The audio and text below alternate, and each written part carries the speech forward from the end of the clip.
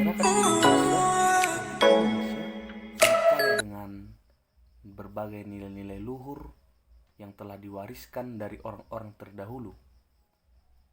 Di setiap budaya-budaya, setiap lokal tentu memiliki warisan dari orang terdahulu yang mana untuk dijaga, untuk dilestarikan agar ada digunakan oleh orang-orang ke depan, orang-orang masa depan. Tentu menjadi anak atau cucu yang saat ini. Kelompok di sini ingin membahas tentang tanah. Kita tahu bahwa tanah menjadi salah satu bagian terpenting bagi makhluk hidup yang ada di bumi ini. Di mana ketika ada tanah, disitulah ada sumber atau habitat atau ekosistem hidup yang saling berkegantungan satu sama lain. Kemudian ketika tanah ini tidak dipergunakan dengan baik, ini akan menjadi dampak buruk atau bencana. Kenapa? Akan ada persoalan-persoalan yang muncul seperti bencana alam ketika tanah tidak dipergunakan dengan baik.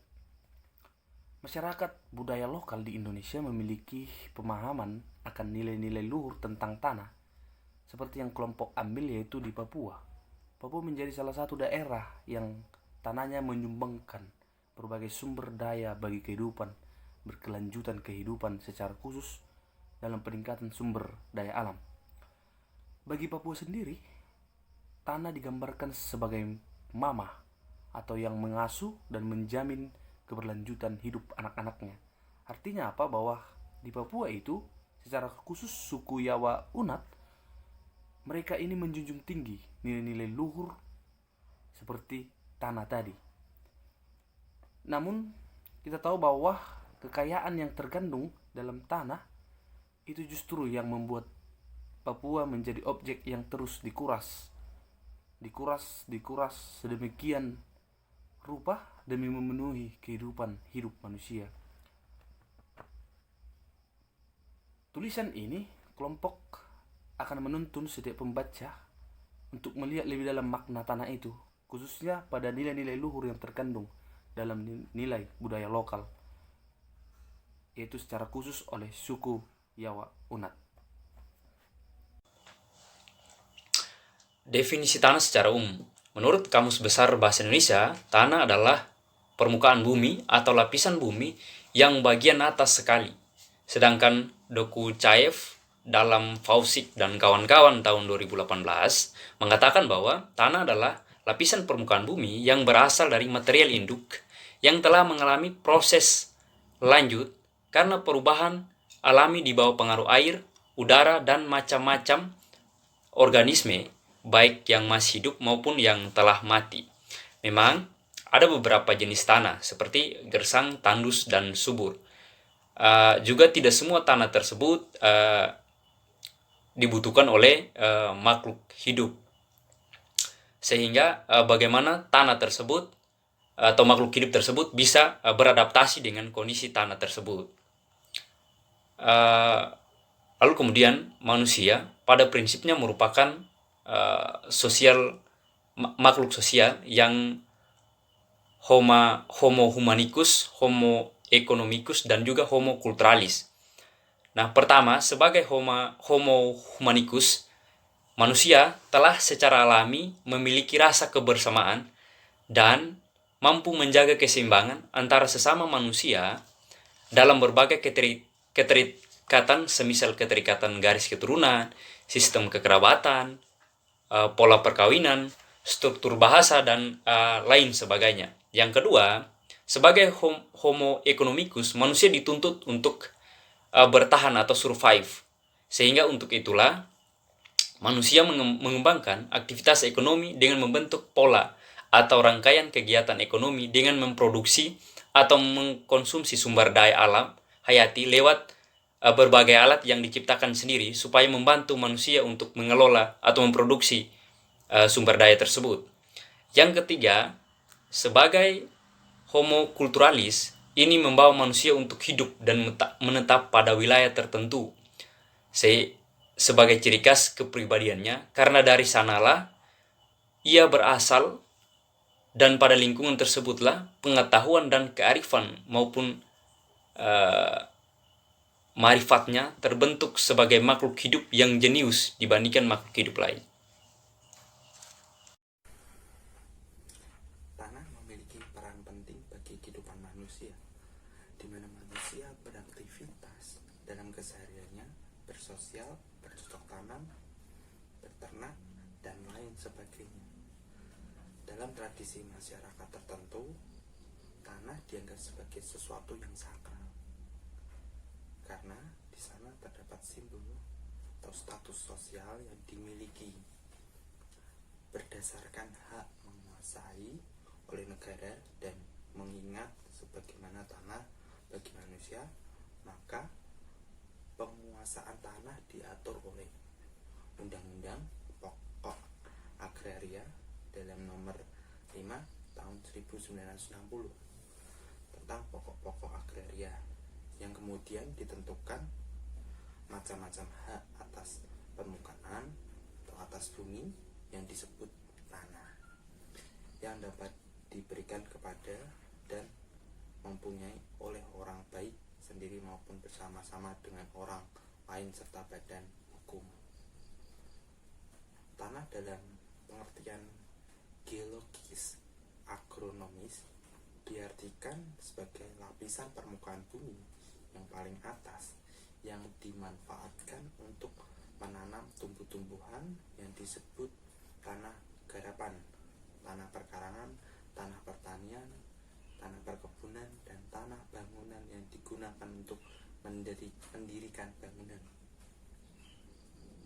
Pada dasarnya, tentang kepemilikan tanah adat menurut pendirian pemerintah dibagi dalam dua bagian. Yang pertama yaitu hak milik perseorangan yang turun-temurun atau hak milik. Yang kedua yaitu hak milik komunal atau hak komunal.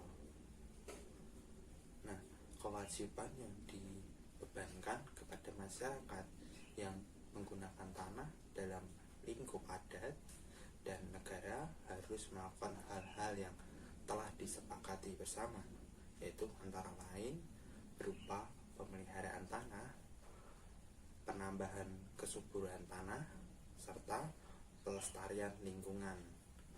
Nah, itulah yang diatur oleh negara tentang tanah. Dalam kehidupan berada di Papua, tanah adat bukanlah tanah yang bebas. Seseorang yang hidup ataupun ada di Papua itu sudah mengetahui bahwa tidak pernah ada bagian tanah adat yang tidak memiliki pemilik hak kesulungan. Nah, menurut ajaran adat dari setiap masyarakat suku bangsa di Papua, mereka mengakui bahwa tanah adat itu tanah milik bersama. Nah, kepemilikan ini bersifat pribadi dan melekat pada setiap anggota komunitas suku bangsa di Papua. Nah, tanah sebagai milik pribadi yang melekat ini berarti tanah yang tidak bisa diperjualbelikan dan tanah yang tidak bisa digantikan meskipun ada proses pembangunan yang dilakukan oleh pemerintah. Dalam realitas tanah adat ini sudah mencakup beberapa dimensi, diantaranya itu tanah sakral, tanah yang dianggap sebagai mama atau ibu, tanah yang diberi oleh leluhur, dan tanah sebagai warisan. Nah, tanah ini merupakan bagian yang tak terpisahkan dari kehidupan masyarakat Papua. Oleh karena itu, tanah bukan hanya milik masyarakat Papua, tapi tanah dianggap sebagai ibu yang melahirkan kehidupan yang baik dan yang benar, serta memberikan pengajaran bagi masyarakat etnis Papua. Tanah dianggap sangat penting karena selain menjadi milik masyarakat Papua, tanah juga merupakan warisan yang diberikan oleh leluhur. Nah, dalam permasalahan tanah di Papua ini, hal yang tidak kalah penting yaitu pengaruh sistem kepemilikannya. Nah, pengaruh sistem kepemilikan di Papua ini, tanah adat di Papua ini berdasarkan pada hak-hak adat yang telah terbagi berdasarkan ras ataupun marga. Nah, bagi orang Papua, tanah itu adalah ibu yang baik, ibu yang memiliki semua realitas di Papua, sebagai ibu yang benar-benar memiliki peran khusus. Nah, bagi masyarakat Papua, tanah kan dianggap sebagai ibu bumi, sumber inspirasi kehidupan budaya, sumber hukum dan sumber nilai bagi orang-orang Papua. Nah, masyarakat adat Papua ini menyadari bahwa hutan, hewan, apapun yang ada di lapangan itu merupakan produk Ibu Pertiwi. Hubungan Ibu Pertiwi dengan masyarakat adat di Papua itu terjalin sangat harmonis dan penuh cinta, yang tentunya menciptakan sebuah perdamaian. Hanya orang asli Papua yang memiliki cinta tanpa syarat yang dibentuk oleh surga Papua. Nah, surga Papua itu ialah cinta akan Ibu Pertiwi yang ditunjukkan melalui perilaku untuk menjaga Ibu Pertiwi itu, untuk menjaga alam atau menjaga tanah yang ada di Papua. Oleh karena itu, kehidupan orang Papua tertulis di atas tanah sebagai bentuk pembentukan jati dirinya. Untuk memahami lebih dalam apa itu tanah menurut suku-suku yang ada di Papua akan dijelaskan oleh teman saya. Suku Yawa Unat merupakan suku yang berasal dari Kepulauan Yapen, Papua. Kepulauan Yapen memiliki luas 2,25% dari luas Papua. Suku Yawa Unat biasanya disebut sebagai orang Onate. Suku Yawa Unat merupakan suku yang besar yang memiliki bagian-bagian suku atau persekutuan masyarakat adat.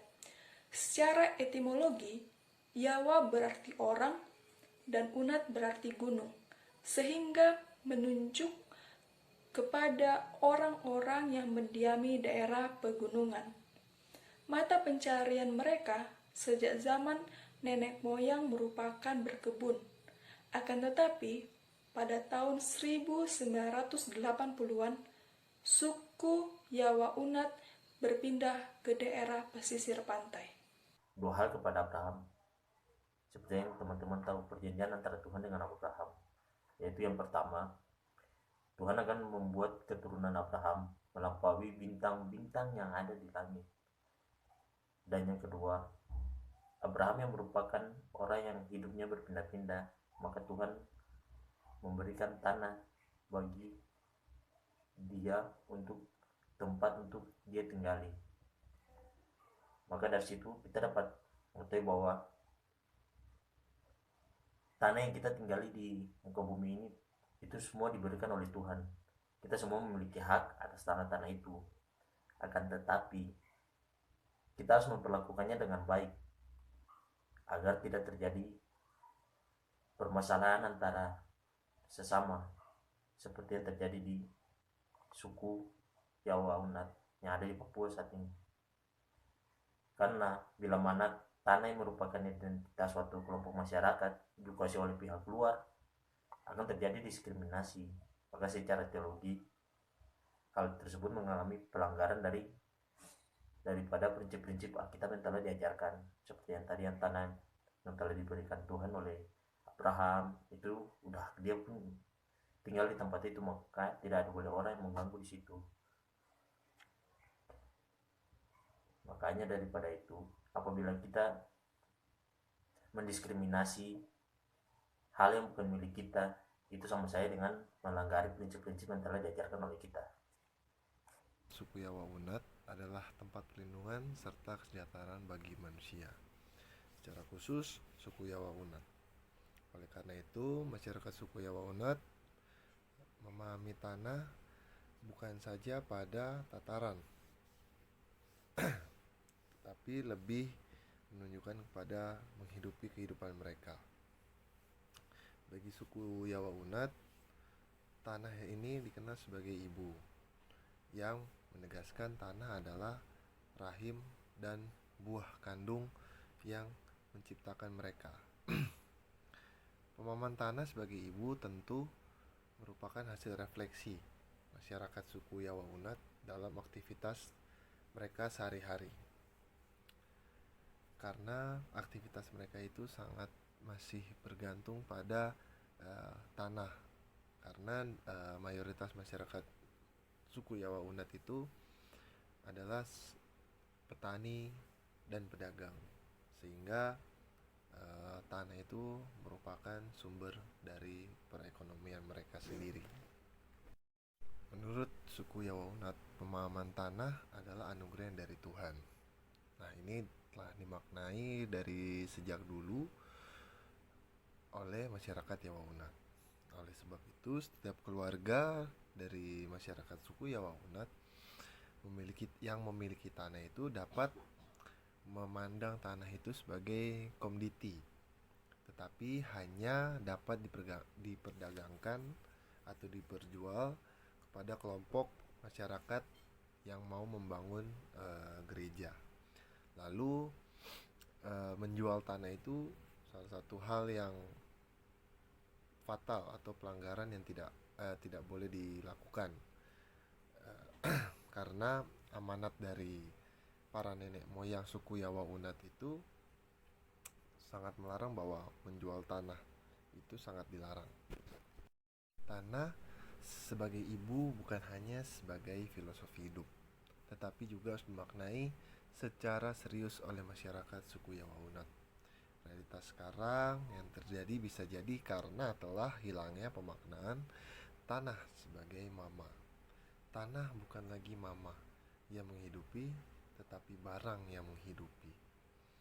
Menjual tanah hari ini bisa menguntungkan, tapi hari esok tidak ada yang tahu. Akan tetapi memaknai tanah sebagai mama mampu menghidupi seluruh anggota keluarga, bahkan. Teman-teman dari suku Yawa Unat memberikan sumbangsi yang besar bagi konteks Indonesia, secara khusus ketika membahas persoalan tanah yang akhir-akhir ini dan bahkan beberapa abad ini menjadi persoalan yang tidak serta-merta untuk kemudian dapat diselesaikan secara seksama. Tetapi dalam menghadapi persoalan-persoalan tanah ini, pengangkatan kembali dari budaya lokal, secara khusus nilai lokal dari suku Yawa Unat, bagaimana kemudian mereka memandang tanah sebagai rahim ibu yang kemudian memberikan sumbangan bagi kehidupan, sumbangan besar bagi kehidupan setiap makhluk. Tentunya tanah sangat berfungsi bagi setiap makhluk yang ada di muka bumi ini. Karena itu, ketika tanah tidak dipergunakan sebagaimana mestinya lagi, akan banyak hal yang kemudian berdampak dalam kerusakan-kerusakan ekosistem. Ekosistem kemudian tidak menjadi lengkap lagi karena terjadi persoalan ataupun terjadi pembunuhan dalam tanda kutip bagi ekosistem lainnya.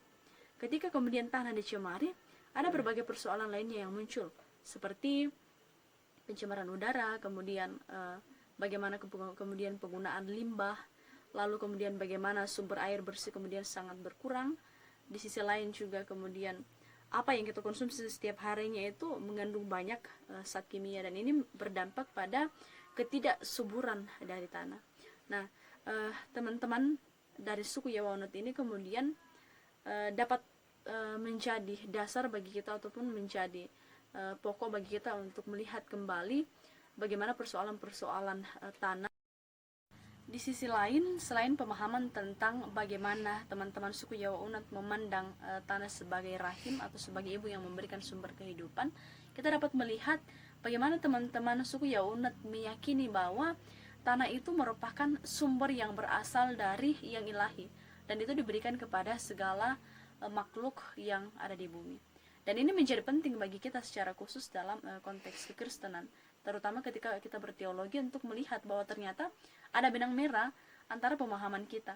Bagaimana kemudian tanah secara khusus, apa yang dijelaskan dalam konteks perjanjian lama, tanah sebagai apa yang kemudian atau sebagai hal yang kemudian diberikan oleh yang ilahi kepada manusia ataupun kepada segala makhluk, sehingga semestinya nilai-nilai yang kita angkat ini kemudian secara khusus nilai luhur dalam lokal budaya dan kita kaitkan dengan pemahaman kita, semestinya itu kemudian menolong kita untuk melihat kembali bahwa ketika tanah itu diberikan oleh yang ilahi, semestinya kita menggunakan tanah itu dengan baik, dan itu menjadi wewenang bagi kita untuk menjaga kelestarian tanah. Dan ketika kita menjaga itu tentunya berdampak bagi penjagaan ekosistem yang dapat tetap utuh. Nah, karena itu teman-teman, dari sini mari kita kemudian melihat kembali nilai-nilai lokal dalam budaya kita dan kita kaitkan dengan konteks kita supaya itu betul-betul dapat kita melihat relevansinya untuk melihat kembali bahwa sungguh kita bertanggung jawab atas segala yang ada di bumi ini, secara khusus menjaga ekosistem. Karena itu mari kita melihat dan kita memahami kembali bagaimana nilai-nilai luhur kita untuk melihat bagaimana kemajuan dan menjaga serta menghidupi makna asali dari tanah.